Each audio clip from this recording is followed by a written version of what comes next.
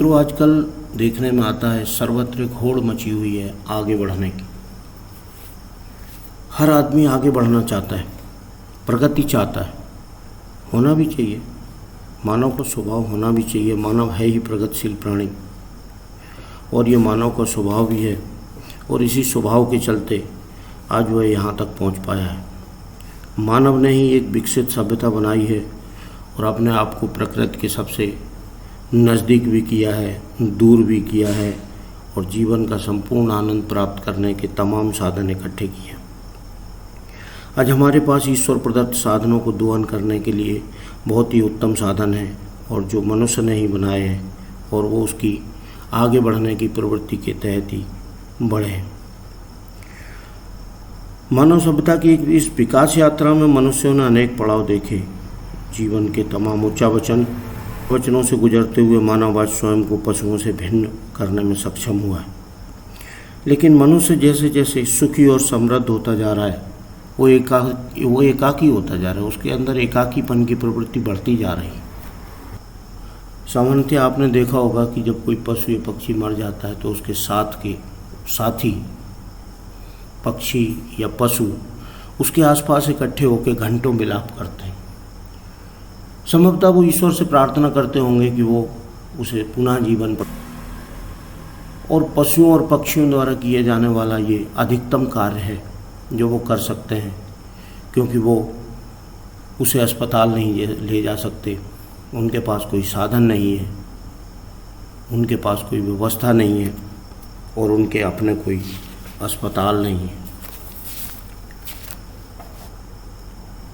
किंतु मनुष्य इतना स्वार्थी हो गया है कि किसी दुर्घटना के बाद आपने देखा होगा कि सड़क पर एक व्यक्ति पड़ा हुआ तड़फ रहा है और दूसरा व्यक्ति उसके पास से होकर निकल जाता है, उस पर ध्यान नहीं देता। अगर उसको समय से अस्पताल पहुंचाया जाता तो हो सकता है कि वो बच जाता। पहुंचाने की बजाय सभ्यता के प्रतीक मोबाइल से जब वो उसके बगल में खड़े होकर एक वीडियो बनाने लगता है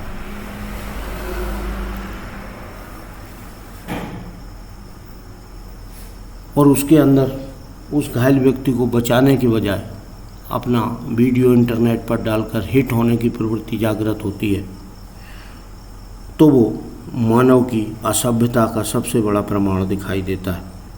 इससे ज़्यादा निर्लज्जता और क्या हो सकती है।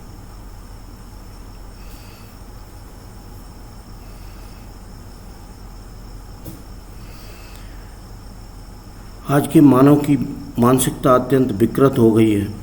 वो अपने बहुत छोटे से लाभ के लिए, एक लाइक, एक शेयर के लिए, बहुत छोटे लाभ के लिए किसी का कितना बड़ा नुकसान करने में हिचकता नहीं है। सामान्यतः देखें तो दुनिया में 3 प्रकार के लोग होते हैं। एक प्रकार के लोग वे हैं जो देश के, समाज के, अपनों के हित के लिए अपना सब कुछ या कुछ लगाने को तैयार रहते हैं और वो चाहते हैं कि देश का, समाज का हित हो। इस तरह के लोग आज के समाज में पागल बताए जाते हैं। वैसे इनकी संख्या बहुत ही कम है। समाज के अंदर ऐसे लोग बहुत मुश्किल से देखने को मिलते हैं। दूसरे प्रकार के लोग वो लोग होते हैं जो अपने काम से काम रखते हैं। उन्हें किसी की प्रगति से या अवनति से कोई सरोकार नहीं होता। वो केवल अपने काम से काम रखते हैं और अपनी प्रगति से काम रखते हैं। ये लोग भी अच्छे लोग ही कहे जा सकते हैं, लेकिन समाज इन्हें डरपोक, बेवकूफ़ की श्रेणी समाज। तीसरे प्रकार के वो लोग हैं जिनकी आज के समाज में बहुतायत है और वो आगे बढ़ना चाहते हैं और केवल वो ही आगे बढ़ना चाहते हैं। और निकृष्टता की पराकाष्ठा तो ये है कि वो अपने आगे बढ़ने के लिए कम और दूसरे को गिराने के लिए ज़्यादा प्रयासरत रहते हैं। इनमें से ज़्यादातर लोग अपनी रेखा को बड़ी दिखाने के लिए, अपनी रेखा को बड़ी करने के बजाय दूसरे की रेखा को छोटी करने के बारे में सोचते रहते हैं और उसी में प्रयासरत रहते हैं। कहने का मतलब ये है कि ये अपनी जेब से 10-5 रुपए लगाकर, अपनी जेब से कुछ धन लगाकर दूसरे का नुकसान करने से कभी नहीं चूकते। इस प्रकार के लोग अपने आप को समझदार, इंटेलेक्चुअल सेक्युलर और पता नहीं किस किस प्रकार के शब्दों से अपने आप को विभूषित करते रहते हैं। और ये समाज का एक बहुत बड़ा वर्ग है, 90% लोग इसी मानसिकता के लोग हैं, इसलिए समाज में इन्हीं का बोलबाला है। आज मैं आपको एक कहानी सुनाना चाहता हूँ। एक किसी बिजनेस मीटिंग में कई लोग इकट्ठे हुए। उनमें जो टीचिंग देने वाला टीचर था, उस टीचर ने अपने लेक्चर देने के बाद बोला, आओ हम सब लोग मिलकर एक गेम खेलते हैं, इससे आप लोगों के मेंटल स्टेटस का कुछ पता लगेगा। सारे लोग बड़े प्रसन्न हुए। लेक्चर देने वाला बोला कि मैं आप सबको एक एक गुब्बारा देता हूँ और साथ में एक एक पिन भी देता हूँ और 5 मिनट का समय देता हूँ। इस 5 मिनट के बाद जिसके हाथ में भी गुब्बारा बचेगा वो विजयी घोषित किया जाएगा। थोड़ी देर रुकने के बाद वो फिर बोला कि मैं आपको नियम एक बार फिर समझा देता हूँ। हर आदमी को एक गुब्बारा दिया जाएगा, एक पिन दी जाएगी और 5 मिनट का समय दिया जाएगा। इस 5 मिनट के बाद जिसके भी हाथ में गुब्बारा शेष बचेगा वो व्यक्ति विजयी घोषित किया जाएगा। फिर क्या था, सबको एक एक गुब्बारा, एक एक पिन बांट दी गई। गुब्बारा और पिन लेने के बाद एक दूसरे का गुब्बारा फोड़ने की ऐसी होड़ मची कि 5 मिनट का समय तो बहुत ज़्यादा होता है, 2 मिनट से पहले सारे गुब्बारे फूट गए। अब उनमें से एक समझदार सा आदमी आगे जाके प्रोफेसर को बोला कि सर, प्रतियोगिता तो ख़त्म हो गई क्योंकि गुब्बारा किसी के हाथ में बचा नहीं है, इसलिए कोई विजयी नहीं हुआ। लेक्चर देने वाला बड़ा परेशान हुआ। उसने उन सब लोगों को इकट्ठा करके बोला कि मैंने जो आपको शर्त बताई थी वो आपको अच्छी तरह याद है ना? सभी एक स्वर में बोले, हाँ बिल्कुल याद है।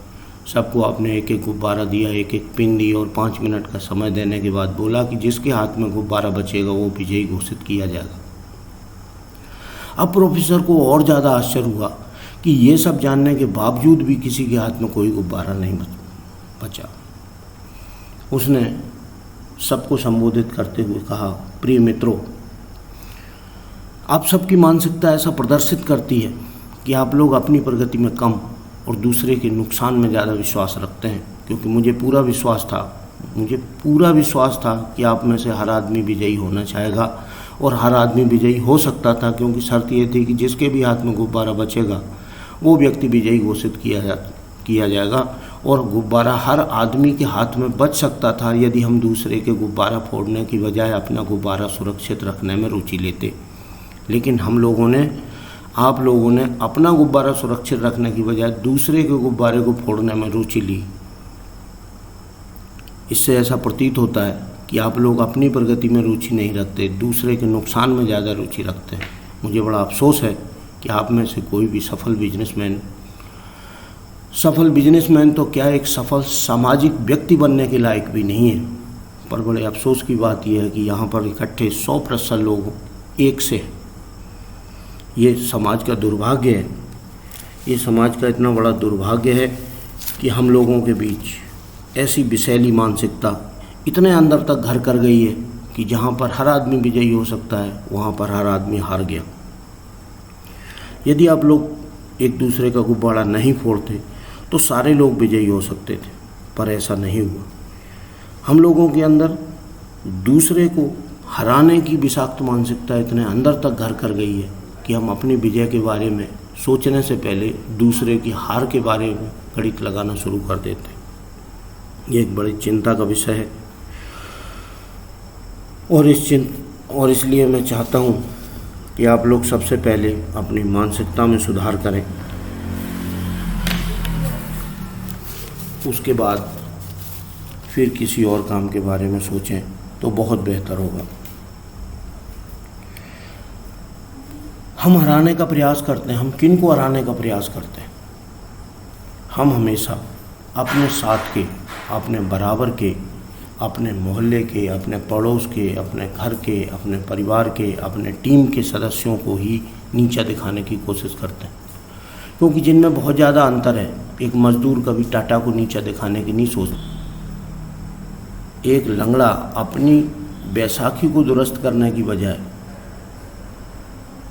दूसरे लंगड़े की भी दूसरी टांग तोड़ने की सोचता है। और इसी विषाक्त मानसिकता के चलते हम सब लोग किसी न किसी तरह से परेशान हैं, और बल्कि हर तरह से परेशान हैं। हमने अपने आप को इतना नीचे गिरा लिया है कि हम अपने से आगे जाने वाले के बारे में सोचते ही नहीं।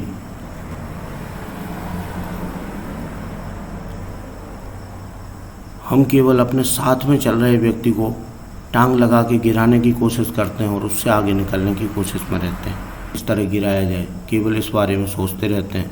और इसीलिए आज की तारीख में ज़्यादातर लोग परेशान हैं। हमारा लक्ष्य ऊंचा होना चाहिए। हमें प्रतियोगिता अपने से आगे वाले से करनी चाहिए।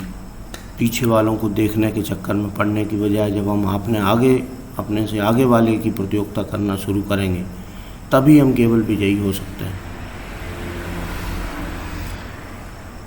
मुझे लगता है कि हम सब एक दूसरे को दोष मढ़ने की बजाय, एक दूसरे की बुराई सोचने की बजाय अपनी अपनी भावनाओं में ये सुधार करें कि हम सब मिलकर अपने अपने को सुधार करेंगे और हमेशा दूसरे के सहयोग करने के लिए उद्यत रहेंगे। यदि हम सहयोग करने में सक्षम नहीं हैं तो कम से कम हम उसके काम में अड़ंगा नहीं अड़ाएंगे। तभी केवल हमारा देश, हमारा समाज एक उत्तम समाज बन सकता है। मेरी आप सबसे निवेदन है, विनती है कि आप सब लोग इस बात पर एक बार विचार करें कि कहीं ऐसा तो नहीं है कि जाने अनजाने हम भी अपनों का, अपने भाई, अपने परिवार, अपने समाज, अपने पड़ोस वालों का नुकसान पहुंचाने का जाने अनजाने प्रयास कर रहे हो। इसलिए मैं आपसे कहूँगा कि आप अपनी भावनाओं को नियंत्रित करें और उन सारी चीज़ों से दूर रहें। प्रिय मित्रों, नमस्कार। जैसा कि आप जानते ही हैं कि पिछले 10 सालों से मानव मूल्यों की रक्षा और मनुष्य के अंदर मानवता के विकास के लिए मैं प्रयासरत हूँ। आपसे मेरा करबद्ध निवेदन है कि आप मेरे इस अभियान में सहयोगी बने और इसके लिए आप इस वीडियो को ज़्यादा से ज़्यादा लाइक करें, शेयर करें और सब्सक्राइब तो ज़रूर ही करें ताकि आने वाला हर वीडियो समय से आपको प्राप्त हो सके। धन्यवाद।